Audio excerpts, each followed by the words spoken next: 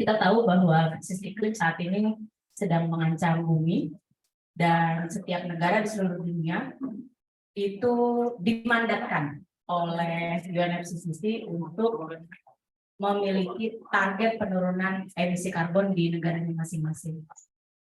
Nah, di beberapa rekomendasi yang tercantum di dalam laporan IPCC juga dinyatakan bahwa seluruh negara di dunia setidaknya harus pelan-pelan ya, harus phase out batu bara, meninggalkan bahan bakar fosil setidaknya dimulai dari 2030 dan kemudian untuk berhenti total untuk menggunakan bahan bakar fosil di 2050.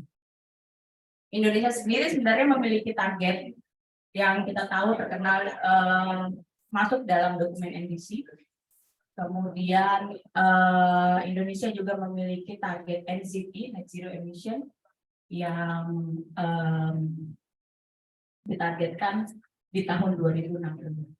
Nah, untuk menjawab bagaimana kemudian target penurunan emisi tersebut tercapai, ada beberapa rekomendasi, salah satunya yang paling digadang-gadang, terutama sejak forum G20 adalah transisi energi. Nah, proses transisi energi ini membutuhkan instrumen hukum. Jadi kenapa itu sebabnya Dewan ya, Parlemen saat ini sedang membahas RUU energi baru dan energi terbarukan. Namun sayangnya dari draft yang beberapa teman-teman lihat saat ini mungkin banyak turunan energi yang sebenarnya dia hanya memperpanjang usia batu bara atau bahan bakar fosil gitu ya. Nah, ini kita akan membahas lebih lanjut dengan beberapa narasumber yang sudah hadir di tengah-tengah kita. Ini juga di live stream di YouTube ya. Oh tidak. Ada teman-teman yang mungkin yang join melalui Zoom. Selamat datang. Oke, saya akan langsung saja untuk memanggil beberapa narasumber kita ke depan. Jadi nanti prosesnya saya mungkin akan membacakan beberapa pertanyaan itu gitu ya. Kemudian nanti teman-teman dari Nasdem jika memiliki data atau slide, mungkin barangkali atau 1 atau 2 slide bisa disebut. Baik, pembicara pertama saya undang Hadi Prianto dari Greenpeace, silakan. Boleh duduk di depan ya. Ini cukup lebar nanti. Cukup lebar saja. Kemudian Deon Arinaldo.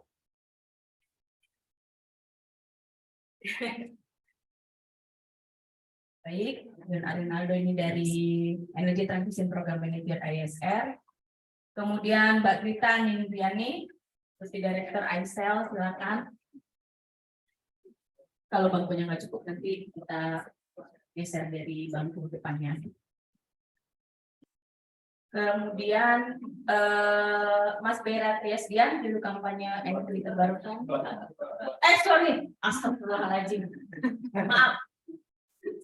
Dari Tren Asia. Mas Edi, oke, ya oke. Seharusnya hari ini ada teman kita dari anggota Komisi 3 DPD RI, tapi ternyata beliau berhalangan hadir. Oke. Saya akan langsung ya, tanpa mengulur waktu, saya mau tanya langsung ke Mas Deon. Tiap tahun kan ESR mengeluarkan energi outlook ya. Nah, tahun lalu dikeluarkan di Desember 2022 dengan sudah masuk gitu ya di dalamnya. Saya baca sekilas di dalamnya sudah masuk ada beberapa poin tentang BP dan juga ETM gitu ya, yang kemarin banyak sekali dibahas saat forum G20 berlangsung. Nah, kaitannya dengan RUU EBT yang saat ini kita tahu sedang dibahas di parlemen, bagaimana kemudian sebenarnya bauran energi yang sekarang terdapat di dalam draft RUU EBT dengan potensi percepatan transisi energi yang akan dilakukan oleh negara kita. Boleh silakan Mas Dian. Ya, baik. Assalamualaikum warahmatullahi wabarakatuh. Selamat pagi, menjelang siang, rekan-rekan semua. Terima kasih atas pertanyaannya, Bu Moderator. Baik, tentang transisi energi dan itu ISR. Jadi memang ISR kurang lebih udah 5 tahun, kalau saya tidak salah hitung, terus memonitor progres transisi energi di Indonesia. Ya. Kita lihat perkembangannya, progres kenaikan baurannya, apa yang jadi hambatan dan sebagainya. Nah, tahun 2021 dan mungkin juga sudah diupdate ya dengan laporan SDM yang baru keluar beberapa hari yang lalu. Bauran energi primer Indonesia masih belasan persen, 12% kalau saya nggak salah. Jadi masih ketinggalan 11% dari bauran target 2025 yang 23%. Lebih rinci lagi yang listrik, ISR mencatatnya turun sekitar 11, berapa persen, tapi pemerintah mencatat sekitar masih naik 14%. Tapi ini bauran listrik, ini bagian dari bauran energi primer ya, harusnya menyumbang ke pencapaian bauran energi primer. Dan untuk mencapai 23% bauran energi primer, bauran listrik harusnya jauh di atas 23% itu sendiri. Harusnya. Nah, artinya apa? Artinya ya kita masih ketinggalan jauh, artinya cuma tinggal 2 tahun nih. Kalau mau jadi gambaran, sebenarnya kita lihat investasi energi terbarukan dalam 5 tahun terakhir itu selalu di bawah target. Ya, targetnya sempat dinaikin nih. Pemerintah tahun lalu udah lebih ambisius, targetnya biasanya sekitar 2 miliar dolar ya per tahun. Tahun 2022 sempat jadi 4 miliar dolar, tapi capaiannya malah 30%. Jadi dari segi capaian investasi itu masih di bawah 2 miliar terus konsisten. Artinya memang ada yang salah gitu dengan iklim investasi energi terbarukan. Padahal yang dibutuhkan investasinya kalau dari hitungan kami ya bisa 15-20 miliar dolar per tahun harusnya. Kalau mau targetnya yang jangka menengah tadi yang 23%. Bahkan kalau sampai 2030 mungkin bisa sampai untuk power sector aja sistem listrikan bisa 120 miliar dolar. Jadi per tahunnya bisa ya kurang lebih sama 20-an miliar dolar per tahunnya yang perlu dikejar. Jadi peningkatan investasinya yang dibutuhkan sebenarnya 10 kali lipat dari yang sudah terjadi sejauh ini. Nah, kenapa bisa begitu? ISR juga di terus sudah 3 tahun ya kita coba memonitor kesiapan transisi energi Indonesia khususnya dari sistem kelistrikan. Nah, yang tercatat merah, jadi kita ada namanya Energy Transition Readiness Framework, ya, kesiapan energi Indonesia kerangka penilaiannya. Ada 4 aspek yang kita nilai, kebijakan dan regulasi, teknoekonomi, sosial, dan yang keempat itu saya lupa lagi. Ekonomi, sosial, nanti saya lihat. Ya, intinya yang mau saya sentuh adalah yang kebijakan dan regulasi, di mana dalam 3 tahun penilaian kita terakhir selalu merah gitu. Kita memang nggak ada peningkatan gitu ya mungkin ada peningkatan tapi tidak cukup kami nilai untuk bisa bergerak ke penilaian yang lebih baik. Nah, ini kaitannya sama RUU EBT juga ya, dan juga JETP. Kalau JETP sendiri targetnya ini lebih ambisius malah. JETP sendiri 2030 bauran energi terbarukannya di listrik 34%. Ya ini jauh di atas yang 23% itu sendiri. Lalu PLN baru 24%. Ada selisih 10% yang perlu dikejar di antara 2025-2030. Ini bisa 10 gigawatt tambahan lagi di luar yang sudah ditaruh di RUPTL. Nah, lagi-lagi ya nggak ada yang bisa investasi gitu. Jadi ada hambatan memang. Harusnya ada beberapa perbaikan regulasi, namun memang tetap butuh semacam payung kebijakan yang memang jelas ya menunjukkan kesiapan Indonesia untuk mendukung energi terbarukan itu sendiri. Sebenarnya sih kalau dari segi competitiveness ya, kalau kita head to head kan antara energi terbarukan dan energi fosil, energi terbarukan itu udah jauh lebih kompetitif. energi surya PLTS di pelelangan terakhir ya, PPA terakhir itu ada yang sampai 5 sen bahkan di bawah, ada yang 4 sen, yang PLTS terapung di Saguling dan Singkarak kalau saya nggak salah, itu udah 4 sen, itu udah di bawah PPA energi fosil yang masih di cap, yang masih dapat subsidi lah kurang lebihnya ya, harga batu baranya di cap dan sebagainya. Ini kalau dilepas aja subsidinya, harga PLT batu bara bisa naik dari 6 sen jadi 12 sen. Nah, bayangin tuh, gapnya sudah lumayan dengan PLTS sendiri gitu. Ini energi terbarukan lain juga menyusul. Energi angin mungkin belum terlalu banyak berkembang, baru 2 proyek ya, tapi masih terus trennya mengalami penurunan lah ekspektasinya ke depannya. Nah, kenapa Pak jadi masih belum gitu ya? Ya memang masih ada hambatan di regulasi juga, misalnya proses pengadaan energi terbarukan sendiri. Tapi yang jelas itu adalah kemauan politiknya nih, kejelasan dari transisi energi ini benar nggak sih? Indonesia tuh mau benar-benar mau mencapai transisi, mau melakukan transisi atau enggak? Karena kalau kita ngomong transisi itu kan prosesnya ada 3. Yang pertama itu kita harus pastikan energi penggantinya, dalam hal ini energi terbarukan ya, dalam proses saat ini itu sudah siap dulu, gitu. Nah ini dulu yang pertama. Yang kedua, kita pastikan energi yang digantikan dalam hal ini fosil itu mencapai puncak. Itu harus ada targetnya. Nah baru setelah itu bisa peralihan transisinya itu baru terjadi. Ini untuk memastikan kehandalan energi juga dan affordability-nya masih terjaga sesuai dengan kebutuhan Indonesia untuk terus tumbuh ya. Ini penting prosesnya. Nah sekarang dua-duanya itu belum kelihatan gitu. Puncak fosil nggak ada. Nah ini dasarnya memang kemauan politik gitu. Kita bisa melihat dari India misalnya. India jelas energi terbarukannya ditarget 300 gigawatt.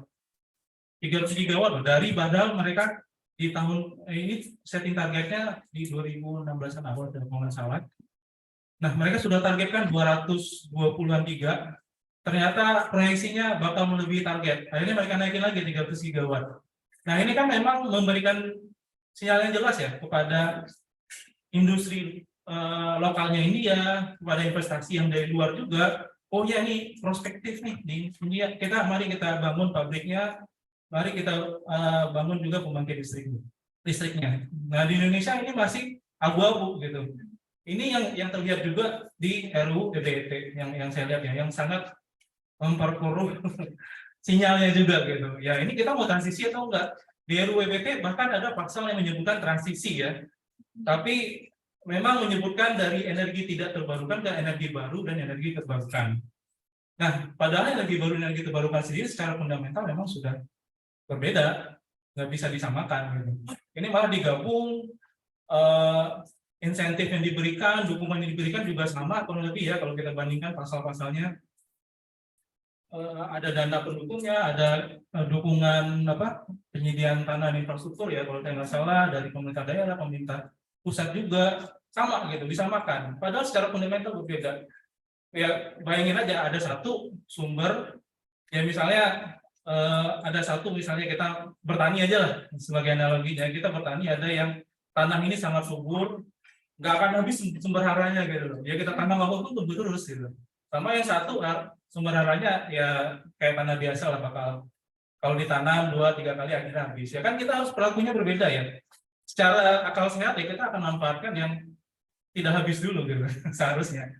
Nah ini juga perlakuannya harusnya juga dibedakan di RUU EBT karena energi terbarukan dan energi baru itu sendiri karena memang sangat berbeda. Energi baru ini sendiri juga nggak baru gitu.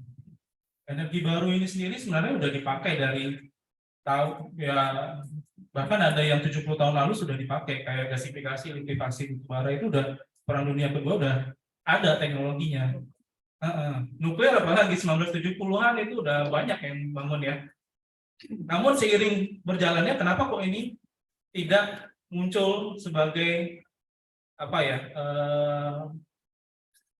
pendorong utama transisi? Karena memang dari kesiapannya juga masih ada banyak tanda tanya.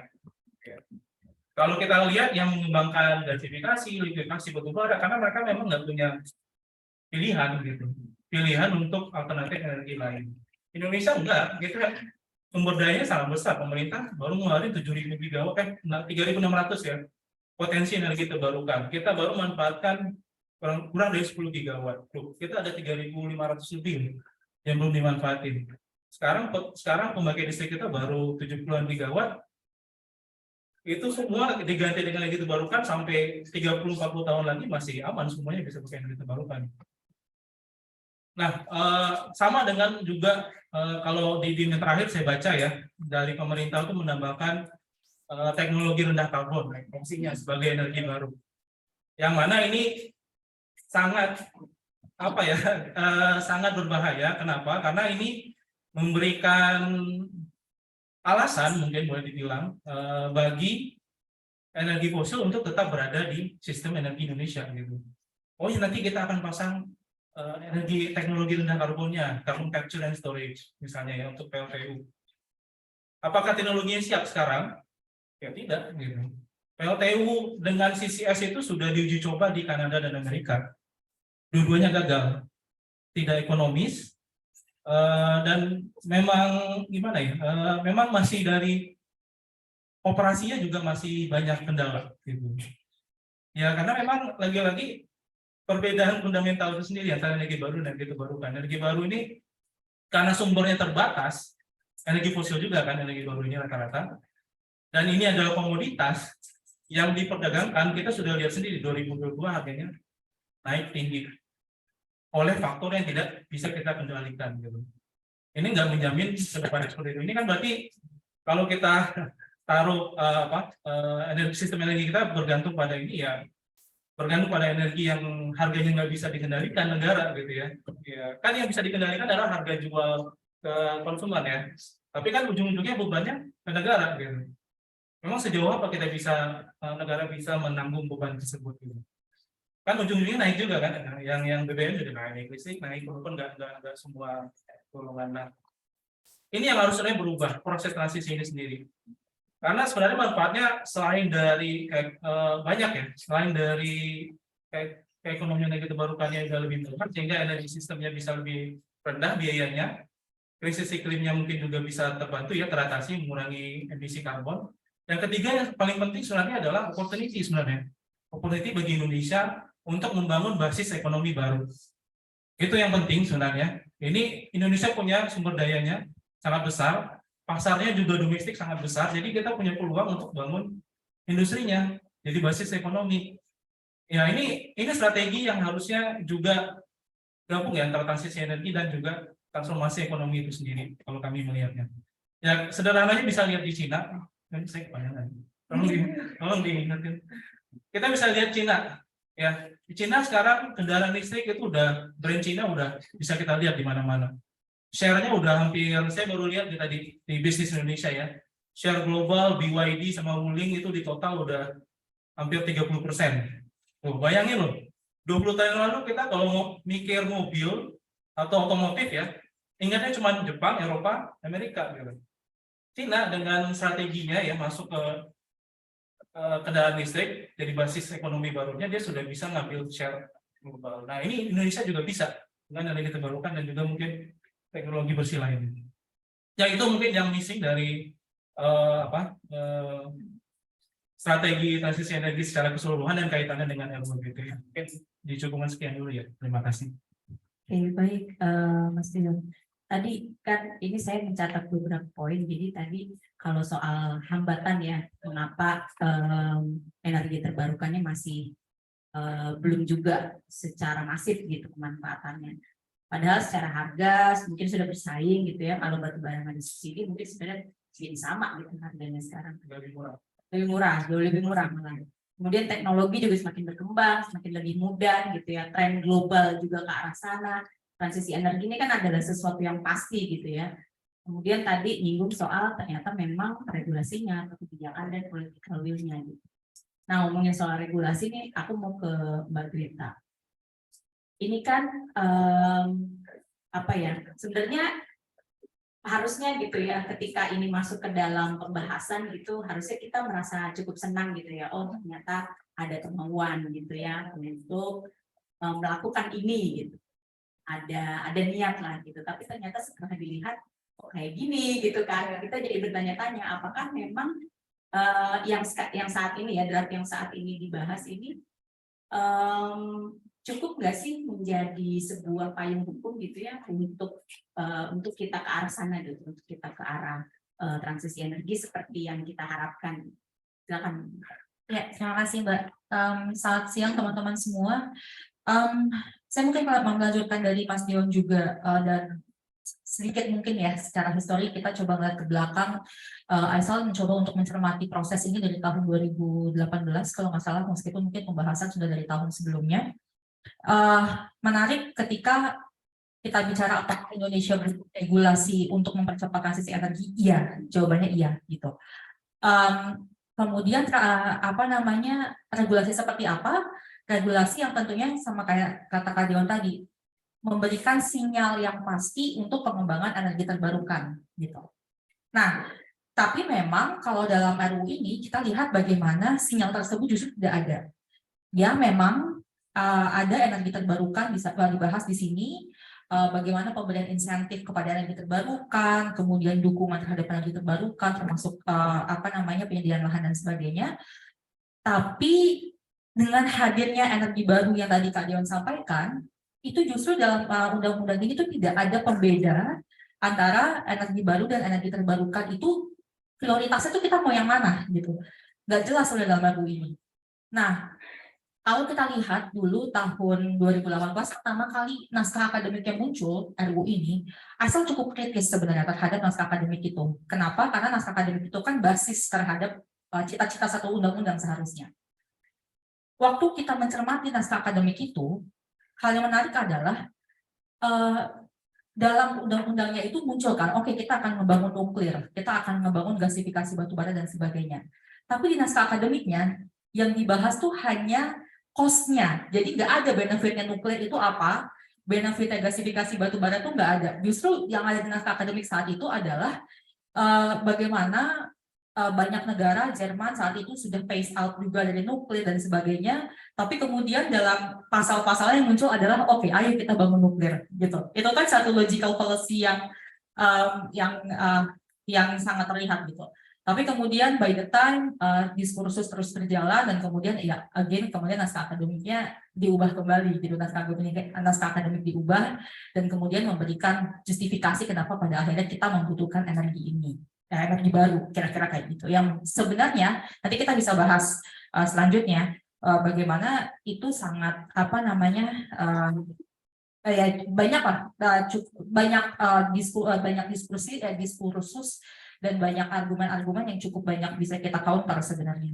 Nah, tapi satu hal yang saya selain masalah ini ya, selain masalah tidak ada pembeda yang sebenarnya itu menimbulkan sinyal belum ada political will yang jelas untuk kita mau phase out dari batubara ya. Mungkin kalau PLTU kita udah punya lah Perpres 112 tuh, bagaimana kita mau penghentian operasi PLTU batubara, meskipun di Perpres itu juga masih ada pengecualian. Tapi RUU ini justru memberikan justifikasi bagaimana kita belum ada sinyal dan willingness untuk bisa keluar dari batubara sepenuhnya gitu.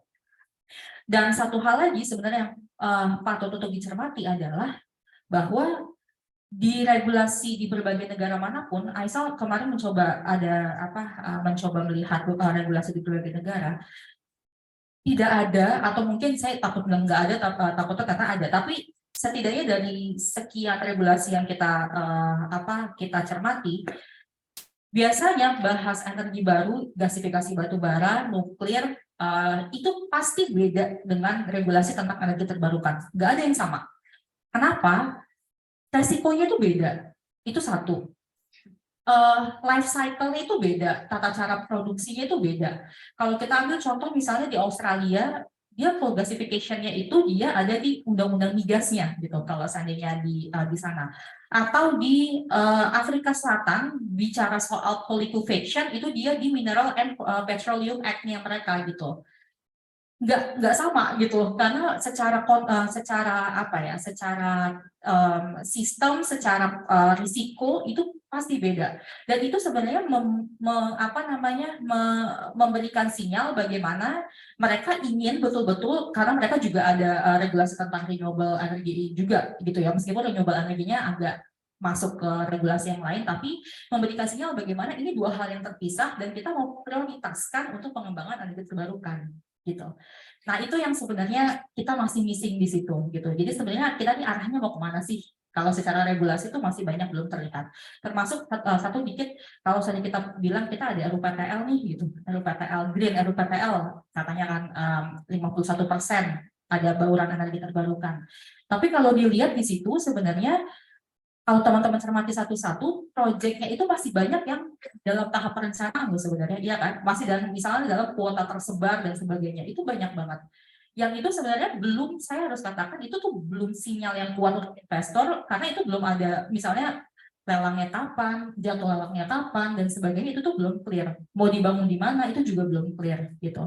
Jadi ya buat saya harusnya RUU ini tuh bisa jadi satu peluang, tapi again jadinya luput untuk melihat peluang itu dan jadinya memberikan sinyal yang nggak clear nih. Kita mau bertransisi kemana sih? Gitu.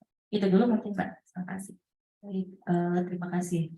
Nah ini tadi saya mencatat bahwa sebenarnya energi turunan dari batu bara yang sekarang masuk ke draft itu ya, termasuk di dalamnya coal bed methane, likuifasi sama coal gasification, seharusnya ya di negara lain itu masuk ke dalam undang-undang yang berbeda justru ya. Tapi di RUEBT yang sekarang menjadi lebur dengan energi terbarukan, sehingga definisinya itu menjadi acak gitu. Apakah ini masuk ke dalam kategori energi baru atau terbarukan, sedangkan yang energi terbarukannya sendiri nggak dibahas sama sekali gitu ya. Ya, sebenarnya dibahas, cuma yang nggak ada adalah prioritasnya gitu kan. Jadi nggak ada. Jadi misalnya gini, kita memprioritaskan pengembangan energi terbarukan untuk mendapatkan insentif apa A, B, C, D. Karena pasti insentif, dana dan sebagainya itu energi baru dan energi terbarukan itu selalu satu frase gitu. Dan itu dicampur gitu. Jadi nggak ada prioritas kita tuh mau kemana dalam RUU ini. Kira-kira gitu. Baik. Terima kasih Mbak Rita. Ini sekarang aku mau ke Mbak Bera. Jadi tadi kan ada beberapa turunan energi yang sebenarnya dia fosil-fosil juga gitu, batu bara juga gitu ya. Nah memang mungkin salah satu yang masuk ke dalam kategori energi baru adalah si biomas ya. Meskipun sebenarnya di dalam draft ini tidak dibahas secara detail. Tapi yang saya tahu ESDM dan juga PLN ini menggadang-gadang bahwa karena sudah diuji coba dari 2017 ya. Karena co-firing biomas ini menjadi salah satu yang diprimadonakan lah. Sebagai sebuah pathway untuk ekonomi rendah karbon, kira-kira seperti itu. Nah, Mbak Bera bisa cerita sedikit gitu ya, kalau nggak salah Trend Asia itu kemarin mengeluarkan beberapa kajian itu tentang ini dan juga tentang beberapa produk hilirisasi batubara yang sebenarnya berpotensi merugikan perekonomian. Silakan. Oke, jadi tuh kita dari Tranasia tuh sebenarnya juga udah bikin penelitiannya dengan beberapa researcher gitu mengenai si co-firing ini sendiri. Kita melihat bahwa si co-firing ini tidak serta-merta menjadi pilihan yang baik untuk transisi energi. Kenapa? Karena pada dasarnya secara tidak langsung kelihatannya co-firing ini hanya semacam jalan untuk pemerintah untuk memperpanjang usia PLTU yang udah ada, yang seharusnya itu udah pensiun juga gitu. Nah, kenapa co-firing ini dilakukan? Pada dasarnya pendekatan kalau dari RUU EBT, kalau misalnya kita ngelihat di pasalnya, sebenarnya dia masuk ke energi terbarukan nih di pasal 30 pasal 30 yang ayat 1C. Tapi pada dasarnya untuk yang RUU selanjutnya juga dijelaskan pasal ini merujuk kepada biomasa pelet kayu, sebenarnya UCIP gitu. Nah, UCIP sendiri kita bikin penelitiannya, kenapa sih UCIP ini bukan pilihan gitu ya untuk jadi energi terbarukan gitu. Pada dasarnya secara dasar aja ketika kita menggunakan wood chip dibandingkan dengan batu bara, pada dasarnya nilai kalornya itu berbeda. Dan ketika ngomongin tentang tujuan kita untuk menurunkan emisi karbon, apakah iya ini menjadi benar gitu? Kalau saja kita menghitung antara wood chipnya saja dengan batu bara, nyatanya wood chip ketika dibakar dia akan menghasilkan karbon yang lebih tinggi. Sehingga sebenarnya nggak bunyi juga gitu kalau misalnya dipakai untuk sebagai transisi energi untuk yang lebih rendah karbon, atau apalagi ngomongin tentang kita bebas karbon gitu. Pilihan ini menjadi tanda tanya gitu, kenapa sih wood chip ini dipilih gitu. Nah, ketika kita ngomongin co-firing sebenarnya banyak banget gitu ya pilihan-pilihan untuk co-firing di Indonesia. Sampai saat ini yang pernah dicoba misalnya tidak hanya wood chip, ada juga cangkang sawit ya, pokoknya agricultural waste lah ya, hasil-hasil limbah dari agrikultur gitu. Apakah ini dianggap baik sebagai penghilangan sampah? Mungkin iya, tapi sebenarnya kalau kita ngomongin lagi tentang kebutuhan energi yang kita butuh terus-menerus, pada dasarnya mau limbah apapun atau mau wood chip sekalipun, pada dasarnya akan butuh supply yang besar. Dia akan butuh kontinuitas gitu. Ketika kita ngomongin tentang kontinuitas semua limbah dan apalagi biomasa, pada dasarnya pada akhirnya akan mendorong deforestasi tanpa disadari. Di beberapa keadaan, kalau misalnya ada di laporan kami gitu ya, di 2 laporan kami tentang co-firing dan tentang biomasa, pada dasarnya dijelaskan penggunaan limbah dari cangkang kelapa sawit misalnya, atau yang sekam bakar misalnya, sekam padi, ternyata ada titik nadirnya gitu, ada titik di mana supply dari bahan bakunya mati. Otomatis ketika kita ngomongin tentang cangkang kelapa sawit, berapa kelapa sawit lagi yang kita butuh tumbuhkan hanya untuk minta limbahnya gitu. Terus di sisi yang lain ketika kita ngomongin tentang sekam misalnya, sekam padi pada dasarnya itu datangnya musiman. Otomatis ketika itu digunakan untuk memenuhi kebutuhan pembakaran di PLTU misalnya untuk pengganti batu bara, itu menjadi nggak bunyi juga. Ketika itu mati, apa iya gitu energi bisa mati gitu? Tidak kan? Kita butuh kontinuitas juga. Nah, kontinuitas ini pada akhirnya akan mendorong deforestasi tanpa disadari. Dan di skala besar kita mengetahui bahwa ada 107 unit atau bisa disebutkan di 57 lokasi PLTU yang ada di Indonesia, pada dasarnya akan diterapkan co-firing. Beberapa sudah berjalan sampai sekarang, tetapi yang akan menggunakan co-firing ini ada 107 unit PLTU. Dari penelitian kami tahu bahwa ternyata dari 107 PLTU ini akan mendorong deforestasi secara masif untuk beberapa jenis tanaman yang memang sudah direkomendasikan gitu. Ada paling tidak minimal ketika misalnya kita milih gamal aja ya sebagai jenis wood chip yang dipilih, misalnya hutan tanaman energi yang dibutuhkan untuk dibuka itu ada 2 juta hektar lebih gitu, per tahunnya. Dan itu yang perlu digarisbawahi gitu. Apakah iya kita akan melakukan deforestasi hanya untuk mengubah PLTU batubara menjadi co-firing yang pada dasarnya secara lingkungan tidak lebih baik juga gitu. Kenapa kita tidak mendorong energi yang lebih bersih? Ya benar-benar energi terbarukan yang benar-benar terbarukan. Apakah ini menjadi terbarukan? Terbarukan kan artinya ketika kita membutuhkan bahan bakunya, dia akan selalu ada ketika kita pakai. Itu arti terbarukan bukan gitu.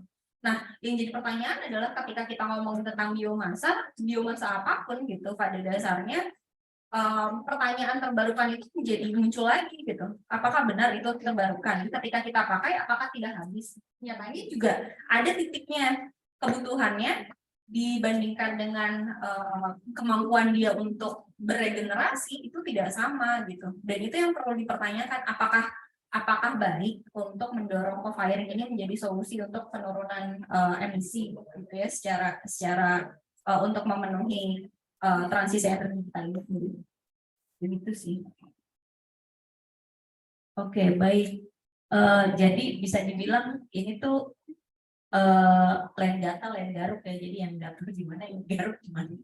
Karena niat untuk menurunkan emisi dari sektor energi, tapi ternyata justru malah meningkatkan emisi dari sektor perhutanan gitu. Betul, Ada posisi tadi deforestasi 2 juta hektar per tahun ya, itu gede banget gitu. Itu baru bicara dari HTE gitu tadi ya. Betul. Belum kalau misalnya nanti ada pengembangan bercangkang sawit gitu ya, itu akan lebih naik lagi gitu angkanya. Oke, sekarang saya mau ke Kak Adi nih. Ini tadi kan ada beberapa jenis energi baru dalam tanda kutip yang digadang-gadang, pertama itu tadi ya bicara soal penurunan emisi dari sektor energi. Terus kemudian ada proses transisi energi di situ. Nah, masuk juga nih si barang ini nih, nuklir gitu ya, yang sebenarnya mungkin negara-negara lain juga udah mulai meninggalkan gitu ya.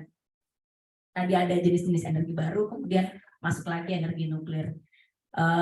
Kalau menurut Kak Hadi, ini sebenarnya apa sih yang mau didorong sama pemerintah gitu ya? Kok hanya memoles gitu ya ibaratnya. Sebenarnya ya batubara juga gitu. Terus kemudian masuk nuklir gitu. Apakah iya gitu? Ini masuk ke dalam sesuatu yang kita sebut sebagai solusi. Silakan.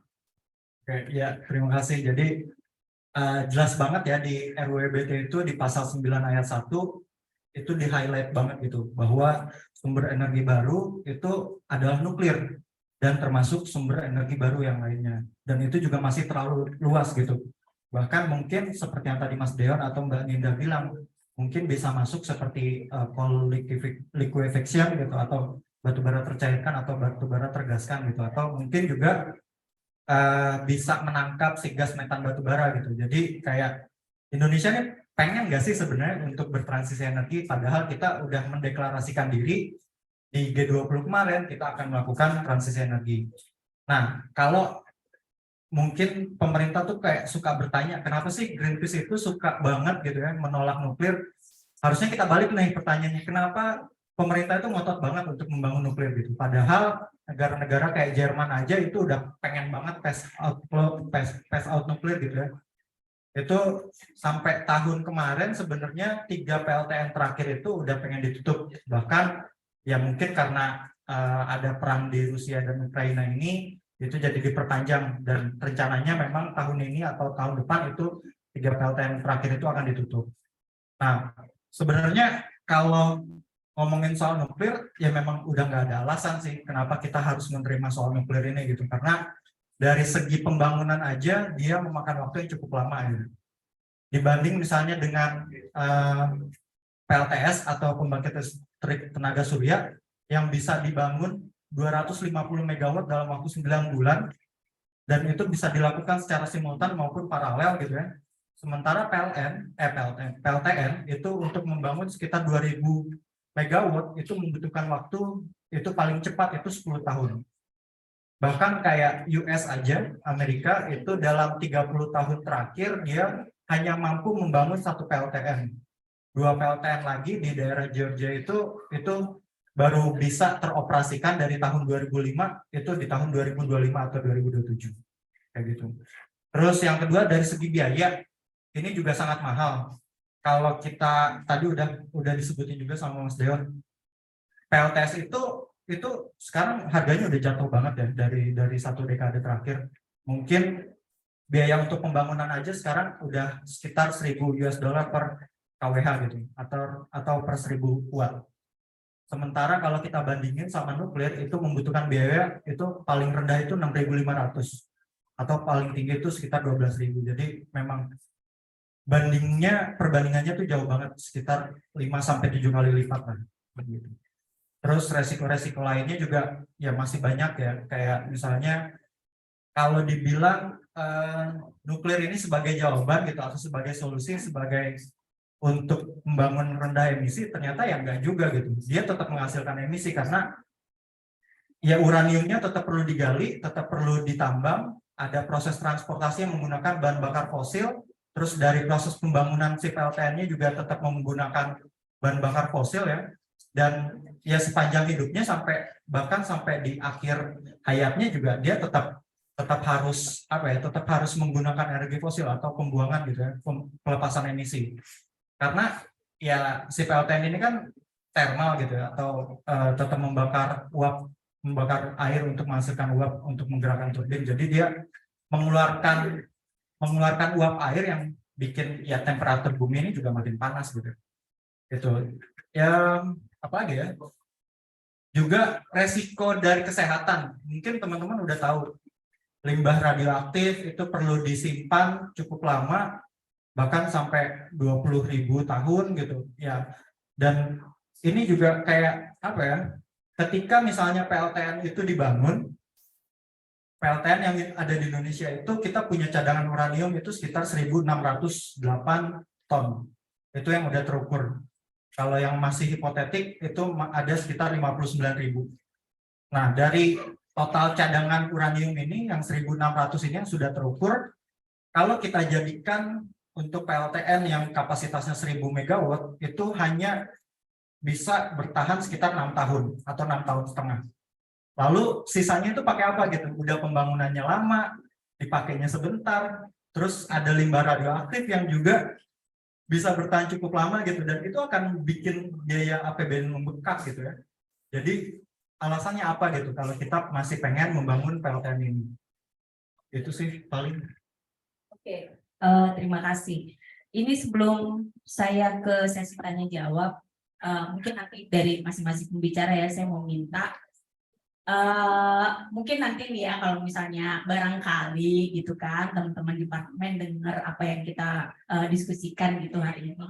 Jadi ini civil society ini maunya apa sih? Kemarin kita disuruh ngebahas RUU EBT, sekarang udah dibahas kok dikritisi mulu gitu.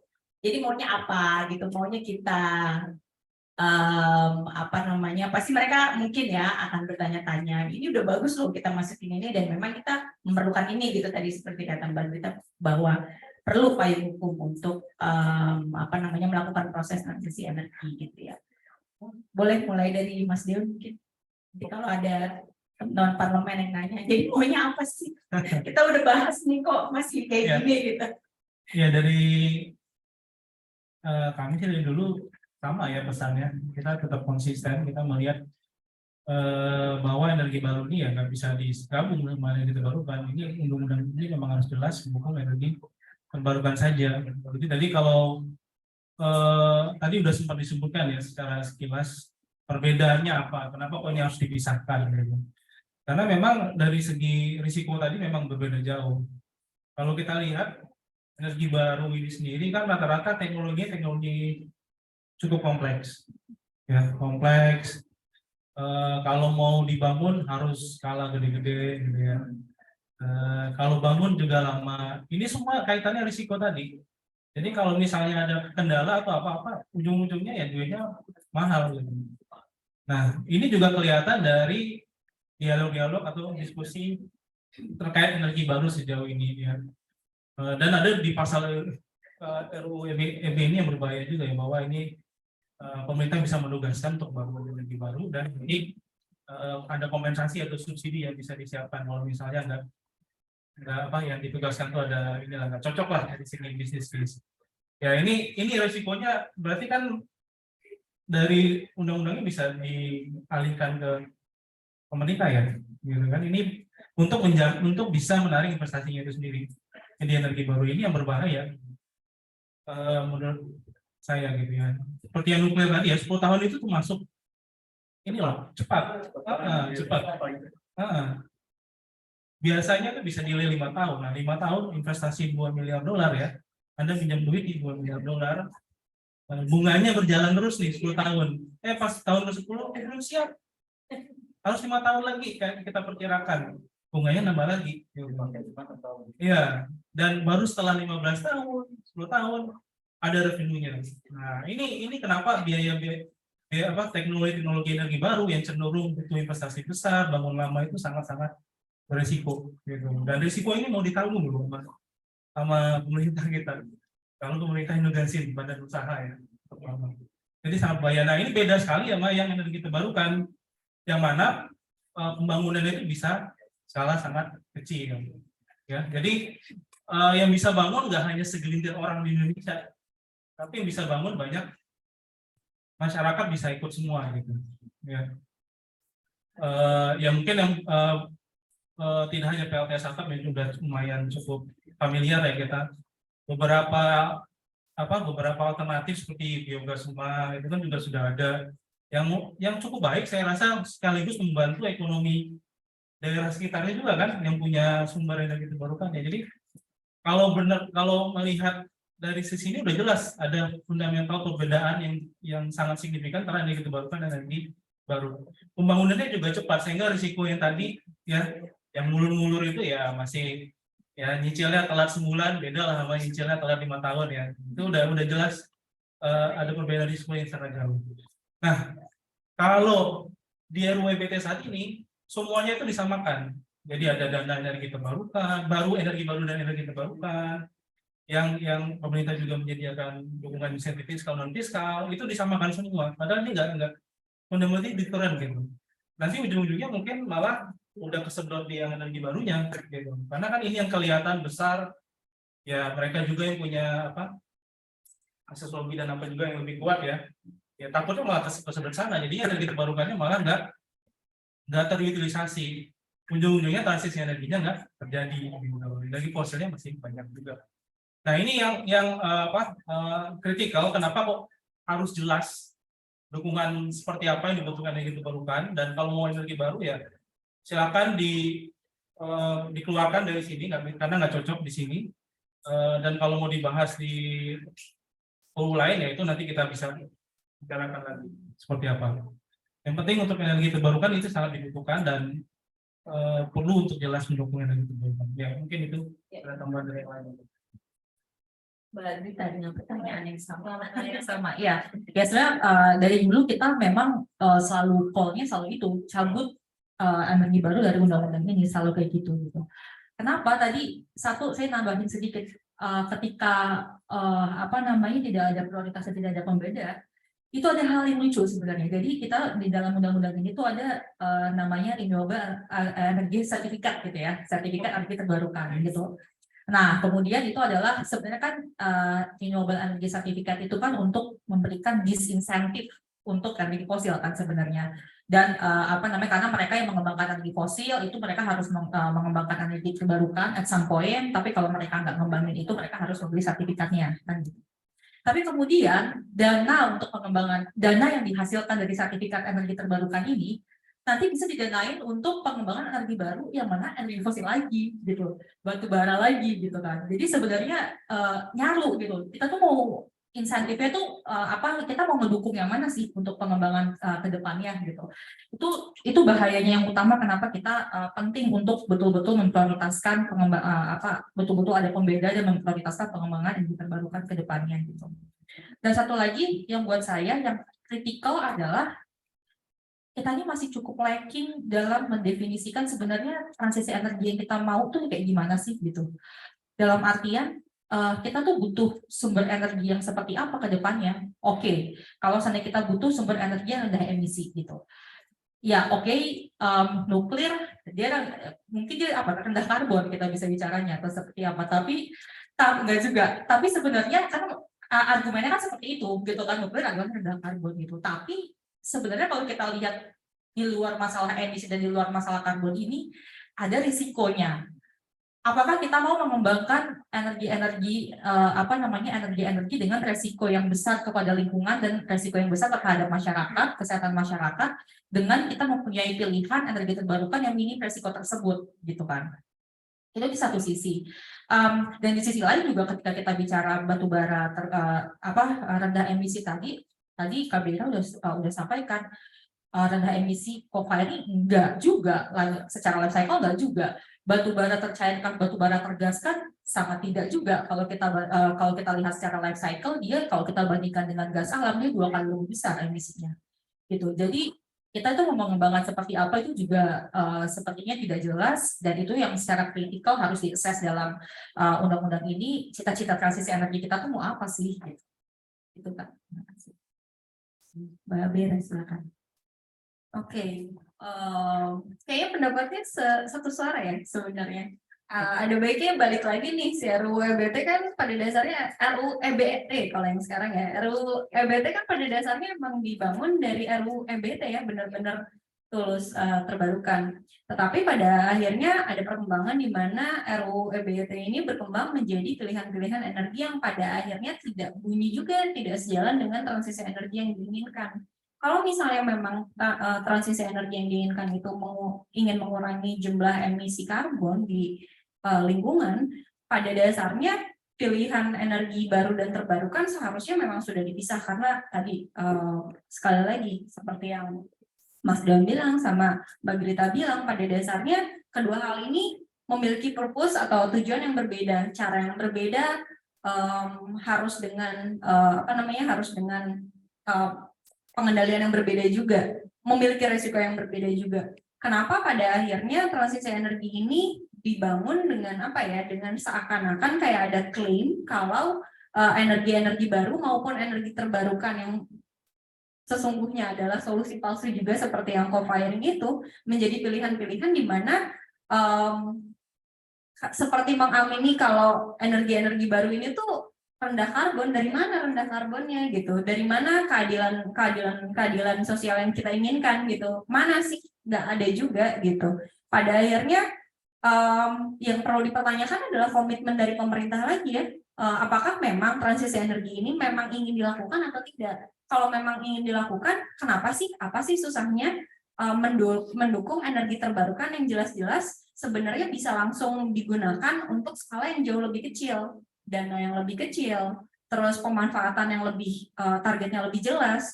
Untuk beberapa jenis energi terbarukan pada dasarnya seperti yang tadi Mas Dilan bilang, untuk solar cell aja sebenarnya itu bisa memenuhi beberapa daerah yang tidak teraliri listrik sama sekali di daerah-daerah remote gitu. Dan lagi banyak daerah-daerah remote yang diklaim masuk ke dalam 99, berapa kemarin 4% elektrifikasi Indonesia itu kan pakai diesel gitu. Kenapa sih nggak diganti juga? Kenapa sih nggak didukung dengan energi-energi yang pada dasarnya memiliki investasi juga yang tidak terlalu besar, daripada mendukung kebijakan-kebijakan ke energi baru yang pada dasarnya membutuhkan investasi yang lebih besar gitu, investasi yang tidak menguntungkan juga untuk pemerintahnya gitu. Pada dasarnya saya yakin CSO juga tidak inginnya merugikan pemerintah secara keseluruhan, karena pada akhirnya ketika utang digunakan untuk investasi energi yang besar ini akan membebani rakyat pada akhirnya. Bukan hanya pemerintah saat itu saja. Pemerintah mungkin hanya ada di sana 5 tahun. 5 tahun setelahnya masyarakat gitu yang menerima semua utang-utang negara itu gitu. Untuk energi yang pada dasarnya belum tentu juga ramah lingkungan gitu. Jadi tujuannya kemana? Komitmen pemerintah ini transisi energi yang mana gitu. Pengen energi yang lebih bersih, apakah iya lebih bersih? Itu yang dipertanyakan sih pada akhirnya. Baik, ke Kak Hadi mungkin dengan pertanyaan yang sama. Ya nanti kalau ditanya barangkali ketemu kan di jalan atau di busway. Jadi Greenpeace maunya apa? Dia pakai pengawal.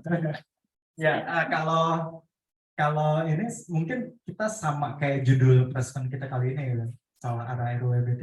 Jadi saya mau tanya sebenarnya ke pemerintah kita, arahnya tuh mau kemana gitu? Dengan segala komitmen yang dilakukan Indonesia ke dunia internasional gitu, baik di COP, di Paris Agreement, di G20 segala macam, kita udah deklarasi untuk membangun pembangunan rendah emisi gitu. Kita sudah berjanji untuk melakukan transisi energi. Sementara pada kenyataannya implementasinya ya kita justru mundur gitu, malah berbalik arah gitu ya. Dan kalau kita melihat gitu misalnya dari solusi-solusi yang ditawarkan ya sebenarnya ya kita masih belum bisa lepas gitu dari energi fosil gitu. Yang kita lakukan cuma pengen memperpanjang aja nafasnya terus gitu dengan segala macam cara, carbon capture storage, batu bara tercairkan, batu bara tergaskan, co-firing, gas metan batu bara gitu, semuanya tetap itu basisnya adalah industri fosil gitu kan. Dan kalau ngomongin soal sementara secara global gitu kan, perkembangan energi terbarukan itu udah cukup pesat atau ya berkembang sangat signifikan, ya kita justru malah jalan di tempat gitu, atau malah mundur gitu. Dari RUPTL 2021 sampai 2030 akan ada 13.000 PLTU baru. Dan yang harusnya kita udah menandatangani gitu Paris Agreement, tapi malah tetap ada 13.000 PLTU baru. Belum lagi ditambah dengan nanti ya produk turunan batubara itu gitu. Sementara misalnya kalau kita mau menyerahkan gitu ya persoalan energi ini ya kepada masyarakat atau didemokratisasi energinya gitu. Kita serahkan masyarakat sesuai dengan potensi daerahnya masing-masing. Indonesia saya rasa punya cukup banyak pilihan gitu ya. Dari Indonesia negara tropis, punya matahari yang berkelimpahan, energi air juga banyak gitu ya, bisa dibangun pikrohidro, mikrohidro segala macam. Belum lagi punya garis pantai yang cukup luas karena Indonesia negara maritim, kita bisa bangun offshore wind gitu ya, atau pembangkit angin ya di lepas pantai ataupun di onshore juga bisa. Tapi itu justru nggak dilakukan gitu. Yang kita lakukan adalah membangun hal itu hanya untuk gimmick gitu. Kayak gitu ya. Itu mungkin dari saya. Baik, terima kasih. Itu tadi saya catat beberapa poin ya. Jadi memang sebenarnya yang draft yang saat ini dibahas itu nggak jelas prioritasnya, itu satu. Kemudian jadi ketika prioritas tidak jelas, sehingga arahnya tuh nggak jelas juga gitu. Ini sebenarnya mau kemana gitu. Kalau tadi mengutip kata dari Mbak Gita gitu ya, sebenarnya transisi energi yang seperti apa sih gitu yang kita mau gitu ya. Kayaknya kita harus satu pemahaman dulu nih gitu supaya jangan kecampur justru gitu apa yang menjadi harapan pemerintah gitu ya dengan segala targetnya tadi NZE, NDC dan lain-lain. Kemudian dengan apa yang menjadi payung hukumnya, apa yang menjadi kebijakannya gitu. Baik, saya buka sesi tanya jawab. Saat ini mungkin dibuka untuk 3 penanya di begini. Saat ini yang hadir mungkin ada yang ingin bertanya, silakan. Kalau belum ada, oke. Kalau belum ada, ini saya mau membacakan pertanyaan dari salah satu kawan jurnalis yang hadir melalui Zoom. Saya Adi, jurnalis dari kebijakan.co.id. Sebenarnya nggak dia sebut sih yang ditujukan untuk siapa. Tapi dia tanya soal apakah panas bumi termasuk energi terbarukan atau energi alam. Kemudian kedua, saya membaca terkait dampaknya terhadap lingkungan dan pekerjanya. Bagaimana menurut narasumber terkait dampak dari pembangkit listrik tenaga panas bumi.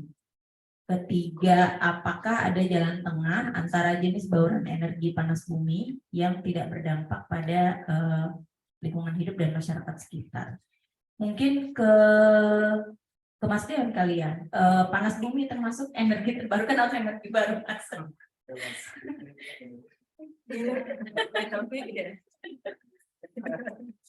Ya, saya by definition aja kali ya. Energi terbarukan berarti sumbernya terbarukan energinya, jadi tidak habis dipakai gitu ya. Dan ini by the definition ya sebenarnya panas bumi sih secara teknis masuknya energi terbarukan kalau dari kami melihatnya ya. Memang yang dampak-dampak tadi ini yang belum terkelola dengan baik di Indonesia sih sejauh ini kalau boleh dilihat. Prosesnya sendiri juga kita masih belum mainstream ya dalam pengembangan panas bumi sendiri. Terlihat dari PLTP panas bumi itu pembangunannya bisa sama, lama juga delay, beda dengan yang terbarukan yang lainnya. Yang mungkin nggak butuh investasi besar bisa dibangun kecil-kecil. Nah, ini yang mungkin butuh di-improve di proses panas bumi gitu. Bagaimana proses eksplorasi bisa mengidentifikasi juga dampak ini dengan lebih baik, dan mungkin governance-nya juga harus diperbaiki. Saya sendiri sih belum melihat lebih dalam seperti apa bisa governance diperbaiki, tapi saya rasa sih harusnya bisa. Kali mungkin pertanyaan yang kedua kali ya. Kedua dan ketiga sebenarnya mungkin mirip. Jadi karena tadi ya pembangunannya cukup sulit, kemudian karena kan kalau kita lihat gitu tadi kata Mas Dian secara definisi sebenarnya dia energi terbarukan, tapi dia kan harus mengambil sumber yang mungkin adanya di tengah hutan, di tengah masyarakat gitu ya. Ada dampak lingkungan dan sosial di situ gitu ketika dibangun PLTP. Silakan Kak Hadi. Ya, secara definisi memang benar gitu ya, itu terbarukan. Tapi ya kalau kita lihat lagi dari PLTP yang udah ada itu justru juga banyak menimbulkan masalah gitu. Kayak di Dieng misalnya mayoritas masyarakat di sana itu adalah petani gitu, dan sekarang mereka kesulitan air karena banyak air itu dibutuhkan gitu sebenarnya untuk geothermal, untuk disuntik dan menghasilkan uap air. Nah keluarannya dari situ itu juga jadi limbah juga gitu, banyak keluar H2S atau hidrogen sulfida gitu, NOx segala macam yang ya masyarakat di sekitar juga menerima dampaknya. Belum lagi misalnya di Dieng itu tiap 5 tahun sekali ternyata mereka ngebor sumur baru. Kenapa? Karena begitu dia ngebor sumur itu yang lama, dalam 5 tahun itu dia akan berpotensi untuk tidak produktif lagi gitu. Jadi dia harus menemukan sumur baru, dan biasanya ketika ngebor sumur baru ini ya dia otomatis akan menyiapkan fasilitas-fasilitas pendukung gitu seperti waduk gitu ya, buat dia masukin airnya segala macam. Itu satu. Yang kedua, dampak dari dari sosialnya, karena sekarang banyak nih ya, ada sekitar 300 titik WKP yang diterbitkan sama si ESDM itu pengen digarap gitu. Di situ banyak sekarang akhirnya yang menimbulkan konflik-konflik secara sosial di Padarincang, terus di NTT kayak gitu, di Sumba, dan di beberapa daerah-daerah lainnya gitu. Dan karena mereka juga mungkin sudah merasa gitu, ketika dari prosesnya aja yang sudah tidak transparan, yang tidak demokratis, itu menimbulkan masalah. Tapi dan bagaimana ketika itu prosesnya berjalan. Terus kalau kita melihat juga dari dampak secara secara jangka panjang, di Korea Selatan itu pernah terjadi fracking atau gempa bumi akibat dari proses penambangan geothermal ini. Jadi memang banyak dampaknya secara jangka panjang gitu, dan mungkin kita perlu secara hati-hati gitu untuk melihat energi terbarukan mana sih yang baik untuk kita bisa terapkan di Indonesia. Memang potensinya sangat besar di Indonesia. Kita potensinya secara share itu yang pertama ya, Mas Deon, di dunia. Oh enggak ya. Yang surya ya. 20. Okay. Enggak, maksudnya secara share di global geothermalnya. Oh ya, Indonesia paling besar kan potensinya gitu ya. Tapi memang ya kita perlu perhatikan dengan baik gitu ya. Ya, ya, aku nambahin dikit. Pertama, panas bumi itu nggak masuk di undang-undang ini, gitu. Jadi RUEB itu excluding panas bumi karena kita udah ada undang-undang panas bumi sendiri. Itu yang pertama. Yang kedua, tadi ketika Hadi bicara banyak konflik, itu buat kami di ASL salah satu konsekuensi ketika satu proyek itu dianggap sebagai proyek strategis nasional, gitu. Dan most of proyek ketenaga listrikan di Indonesia itu masuk sebagai PSN, yang mana prosesnya itu harus dipercepat dan sebagainya. Kemudian banyak beberapa case study PSN yang ada di Indonesia itu justru kemudian menghilangkan atau dan bahkan meminimalisasi gitu ya proses konsultasi publiknya gitu. Jadi sesuatu yang seharusnya bisa untuk dicegah dari awal, tapi dengan adanya proses untuk mempercepat ini, kemudian dan narasi untuk mempercepat ini, kemudian proses-proses ini tuh hilang, dan kemudian itu menimbulkan konflik. Dan nggak hanya konflik di masyarakat, assessment soal lingkungan, assessment soal bencana, gitu, itu kan makin kesini makin banyak yang luput sebenarnya dalam proses AMDAL gitu. Nah, itu sebenarnya yang patut untuk patut untuk ditinjau ulang sih. Apakah kemudian proses percepatan proyek strategis nasional ini itu sepadan dengan pelemahan instrumen-instrumen lingkungan hidup, termasuk instrumen untuk pelibatan masyarakatnya, gitu. Baik, Mbak Bira mungkin mau nambahkan? Ya, terkait itu juga benar ya kata Mbak Grita, sebenarnya untuk PLTP ini sebenarnya juga nggak masuk ya ke dalam CRU EBT ini, tapi di luar itu juga sebenarnya khusus untuk geothermal perlu dikaji ulang sebenarnya tentang tentang proses sama bisa dibilang kayak cara eksplorasinya pada dasarnya di Indonesia itu belum benar-benar punya standar kajian yang bagus sebenarnya khusus untuk geothermal. Makanya selama beberapa puluh tahun terakhir kan sebenarnya pembangunan geothermal itu sangat sulit dilakukan ya di Indonesia. Memang karena pada dasarnya yaitu balik lagi kata Mas Dean ya, lokasi-lokasi geothermal ini berada di hutan-hutan lindung maupun daerah-daerah yang dekat dengan pemukiman penduduk, yang pada dasarnya ketika dilakukan eksplorasi awal aja itu membutuhkan jumlah air yang sangat banyak dan mungkin akan merugikan banyak orang karena akan berpotensi kekeringan juga.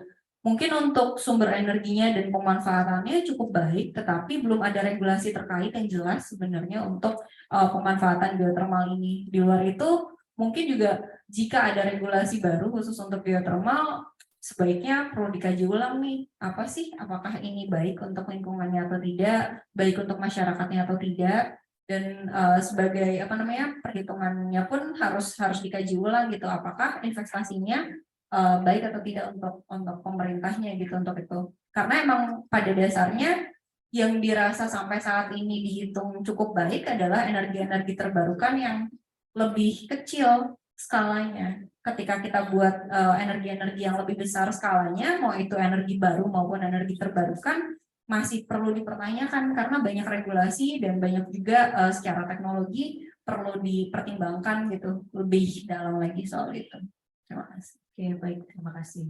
Intinya kalau masih ada pilihan lain gitu ya, sebaiknya kita lebih berfokus pada pilihan lain tersebut dibanding tadi geothermal yang mungkin secara kalau tadi dari Mas Dion sama Mbak Bera bilang sebenarnya belum siap ininya, cara eksplorasinya, kemudian penanganan dampaknya dan Mas Dion mau. Iya, pendek aja sih. Jadi ini terkait arah transisi energi juga mungkin yang tadi sempat disebut ya. Jadi ya memang evolusi teknologi saat ini memungkinkan bahwa teknologi sumber energi itu juga didemokratisasi gitu ya. Nah, ini yang mungkin sebenarnya semangat yang mungkin bisa lebih ditonjolkan di RUU energi baru terbarukan atau energi terbarukan sih khususnya. Bagaimana sebenarnya sudah ada di pasalnya bahwa untuk energi terbarukan untuk perorangan itu juga diberikan gitu izinnya untuk pemanfaatan gitu. Nah tapi kalau ada energi baru ini kan agak cocok ya. Nah ini Indonesia cukup abundant gitu ya, cukup banyak yang energi yang bisa dimanfaatkan secara skala kecil gitu. Jadi ini ya kita di ESR sih kita ngikutin yang istilahnya small is beautiful gitu. Itu hal-hal yang kecil itu justru adalah yang lebih sustainable berkelanjutan ke depannya. Semuanya bisa kita kendalikan, semuanya bisa dimanfaatkan, diarahkan untuk sesuai dengan kebutuhan setempat gitu. Dan ini bisa surya, angin, yang bisa kecil ya, hydro ya, mini hydro, micro hydro. 3 ini utamanya mungkin yang bisa cukup abundant dan bisa dimanfaatkan. Ya, sederhana, singkat tambahan. Ya, baik, terima kasih. Mungkin teman-teman yang hadir di sini sudah mulai terpikir mau ada yang ditanyakan ke narasumber yang hadir hari ini. Coba saya cek apa ada lagi. Oh ini dari Zoom juga berarti ya. Saya Elviza dari Monggabai. Bagaimana ketersediaan sumber daya dan teknologi mempengaruhi pengembangan PLTS di Indonesia.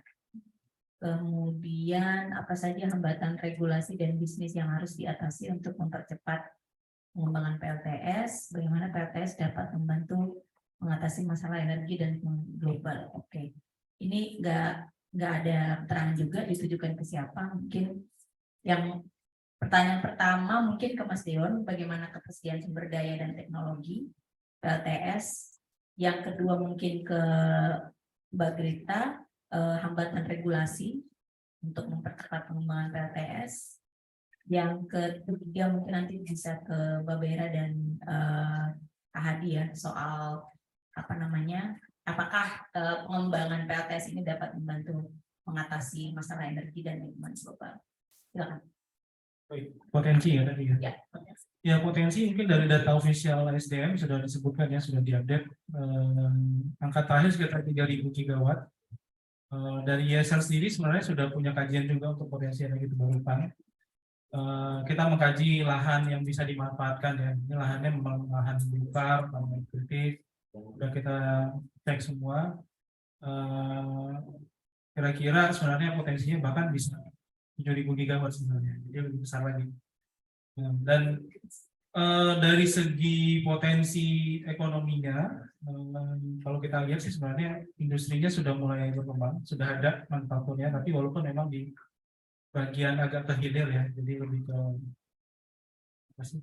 assembly cell-nya, jadi panel dan sebagainya. Nah, untuk bisa supply chain-nya lebih lengkap gitu dan akhirnya ujung-ujungnya kan ekonominya, implikasi ekonominya lebih bagus ya di domestik, ya itu masalah ekonomi of scale aja gitu. Jadi pasarnya di Indonesia harus diciptakan gitu. Dan ini bisa, RU ini juga bisa gitu, harusnya membantu ke arah sana. Misalnya tadi yang sudah sempat disebut adalah standar portofolio energi terbarukan. Nah itu salah satu untuk menciptakan pasar kan, karena diminta badan usaha yang punya usaha listrik untuk meningkatkan bauran listrik. Nah salah satunya bisa PLTS untuk menciptakan pasar sehingga industrinya juga bisa tumbuh. Seperti itu. Nah dari segi sumber daya manusia potensinya juga cukup bisa PLTS ya. Ini kebutuhannya hanya tenaga terlatih bukan terdidik.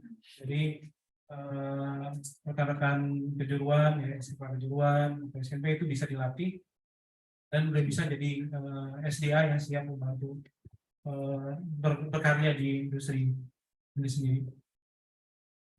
Satu lagi teknologi.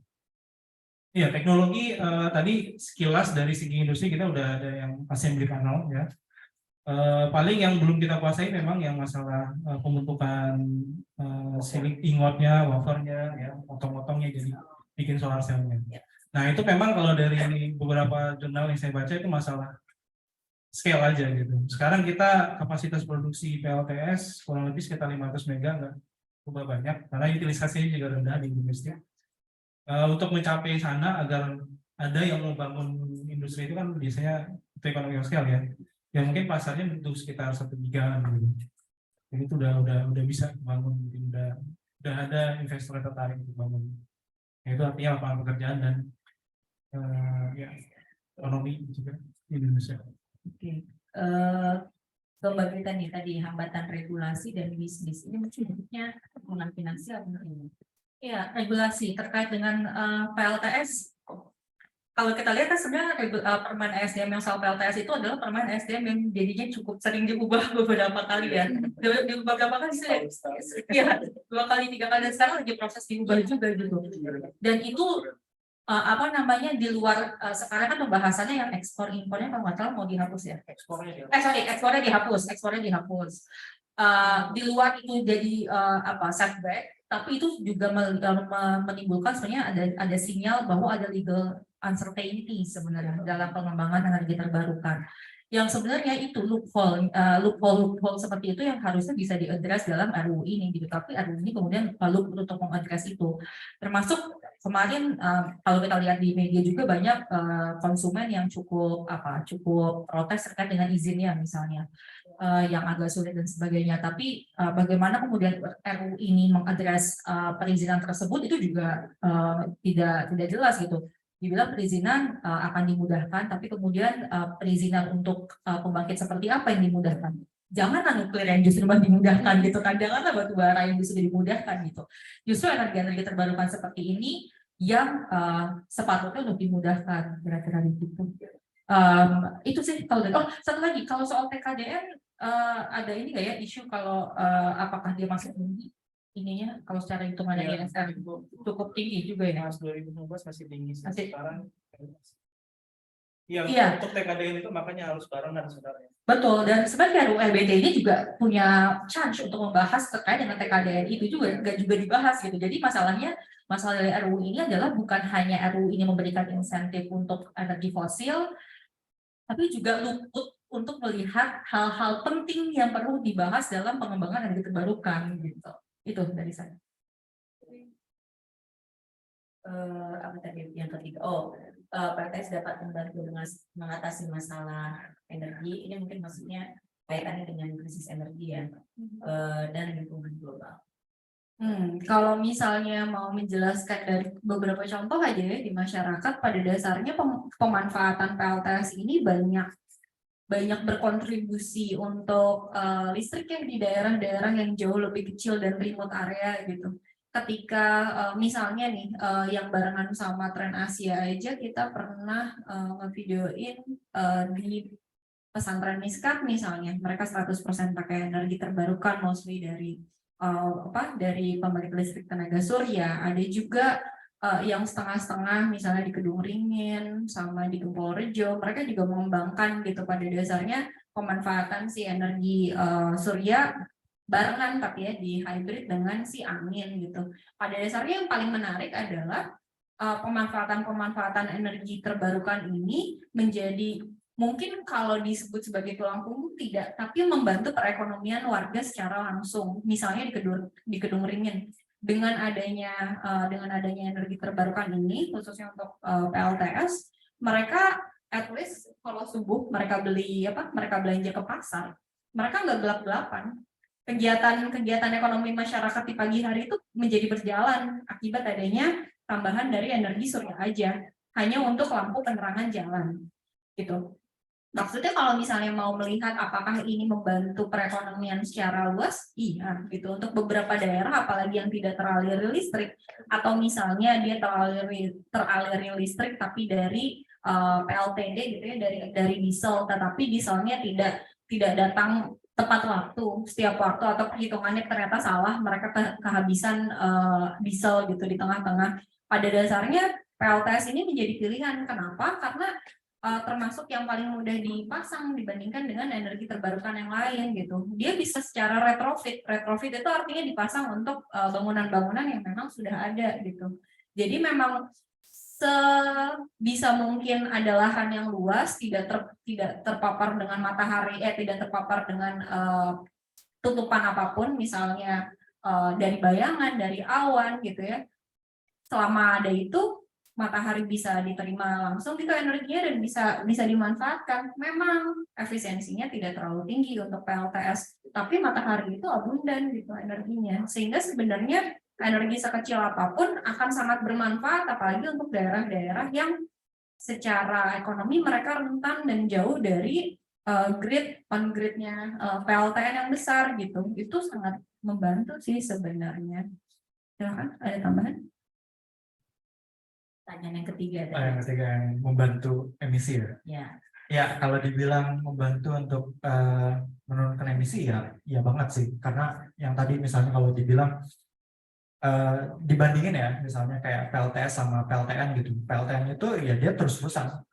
Dia butuh tambang-tambang gitu ya untuk mencari uraniumnya.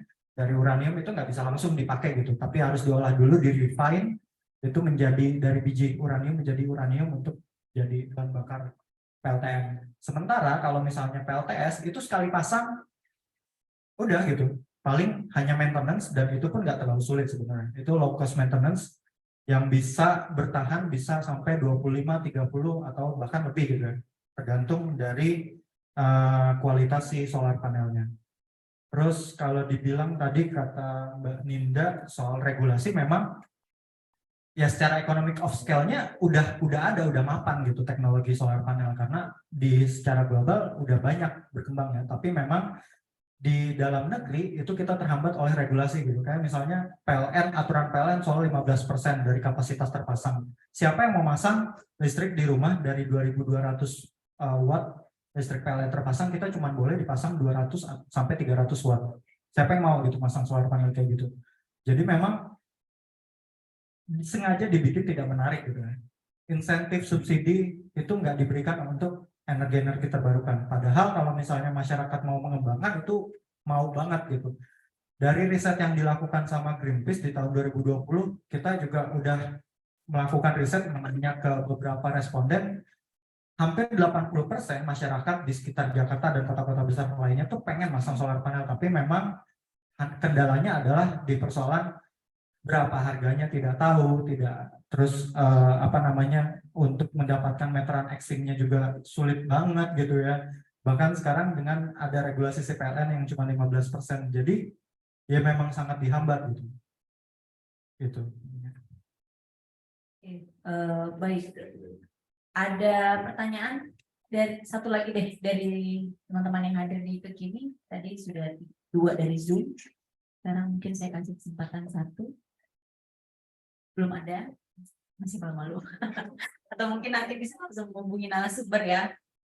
Oke, saya mau kasih beberapa catatan dari diskusi kita hari ini. Tadi kalau bicara soal draft, yang tidak jelas adalah prioritas, itu satu ya. Teman-teman narasumber menggarisbawahi, jadi arahnya mau kemana nggak jelas karena prioritasnya nyampur, gitu ya. Kemudian yang kedua adalah soal political will, karena secara harga, teknologi, tren global itu semua udah mengarah ke energi terbarukan. Yang saya mau bilang regulasi kebijakannya juga nggak mendukung gitu, tapi RUU-BT yang sekarang pasti akan digunakan gitu sebagai dalih gitu bahwa kita mendukung gitu, makanya kita ngebahas ini gitu. Tapi kan kemudian ketika dilihat dan dirinci lebih dalam lagi, ternyata hanya berisi solusi-solusi yang sebenarnya tidak mengarah ke sana gitu ya, solusi-solusi palsu. Kemudian yang terakhir tadi ada sedikit menyinggung soal demokrasi ya, demokrasi energi. Ini dimana jelas sekali digarisbawahi sama teman-teman narasumber bahwa pemanfaatan energi terbarukan itu bisa sangat mungkin dilakukan dalam skala kecil. Dalam artian masyarakat bisa mengelolanya sendiri, mengaksesnya dengan mudah, dan yang jelas ketika ini dikelola oleh berbasis komunitas gitu ya, berbasis masyarakat, kemudian dia menjadi affordable gitu ya, menjadi terjangkau gitu. Karena memang seharusnya energi itu seperti itu gitu ya, terjangkau dan mudah diakses gitu. Itu kira-kira ya 3 poin yang bisa saya simpulkan dari diskusi kita hari ini. Saya cukupkan diskusi kita hari ini. Terima kasih kepada narasumber, teman-teman media yang ingin bertanya langsung, silakan langsung menyambangi gitu ya. Kira-kira mau nanya apa ke narasumber siapa. Terima kasih Kak Hadi, Mas Dion, Mbak Grita dan juga Mbak Breta. Oh, Bera, sorry. Oh iya, aku diingetin ada closing statement mungkin yang disampaikan gitu ya sekali lagi. Misalnya kalau saya gitu ditanya closing statementnya apa gitu, tunda pembahasannya gitu misalnya. Silakan. Sorry, suara saya habis. Ya udah jelas sih, kita minta dicabut untuk energi barunya di dalam RUU-BT. Itu sih kalau. Ya, saya mungkin pendeknya tadi sepakat itu dari yang pertama. Yang kedua itu sebenarnya kalau ngomong transisi energi dan RUU-BT ini kan sebenarnya transisi energi itu udah pasti kejadian gitu. Yang pertama kan transisi energi udah beberapa kali terjadi. Sekarang bedanya batubara dengan energi terbarukan. Dulu minyak ke batubara gitu ya, batubara gas batubara. Nah ini fase yang kesekian. Jadi kalau dari segi keniscayaan ya akan terjadi juga gitu. Kita nggak ngapa-ngapain pun terjadi. Tapi yang jadi catatan adalah ada loss opportunity di sana. Apakah kita akan tetap jadi negara yang ketinggalan terus atau kita bisa ngambil ini sebagai kesempatan kita ya untuk bersama nih ya membangun ketahanan energi yang tadi ya yang sifatnya benar-benar demokratis, teman-teman yang di timur juga bisa hidup ekonominya dengan pengembangan energi terbarukan. Jadi ada banyak opportunity di sini yang saya rasa harusnya teridentifikasi dan didukung.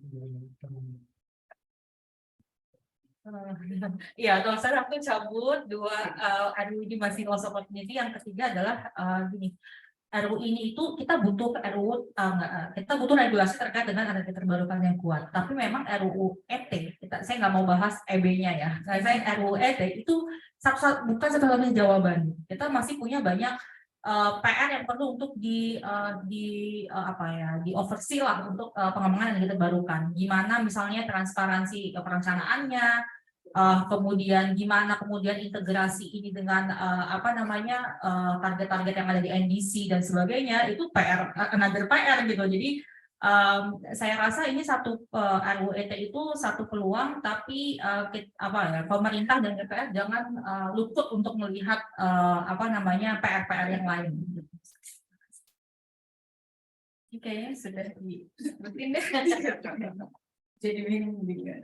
Tapi satu yang pasti benar kata dia pada dasarnya cabut EB dari EBT karena sebenarnya yang kita inginkan adalah energi terbarukan untuk transisi energi yang berkeadilan gitu. Pada dasarnya yang kita inginkan adalah energi yang bersih, sebisa mungkin bebas karbon gitu ya, dan pada dasarnya menjamin keadilan sosial bagi kita juga semuanya. Nah, mungkin yang perlu diperhatikan adalah begitu pentingnya RUU EBT ini gitu ya untuk bisa diimplementasikan gitu. Gimana caranya energi terbarukan ini bisa diimplementasikan dengan baik? Pada dasarnya RUU ini tuh menjadi sangat penting. Jadi pada dasarnya mungkin kita ingin menekankan kepada pemerintah untuk melihat dan meninjau kembali apakah si RUU ini baik untuk kita semua, tidak hanya untuk kepentingan beberapa pihak gitu ya, apalagi untuk hanya melenggangkan batu bara untuk tetap berada di Indonesia. Terima kasih. Oke, baik. Boleh kita kasih applause untuk narasumber kita hari ini. Dengan closing statement dari para narasumber, saya tutup diskusi hari ini. Selamat siang. Wassalamualaikum warahmatullahi wabarakatuh. Waalaikumsalam.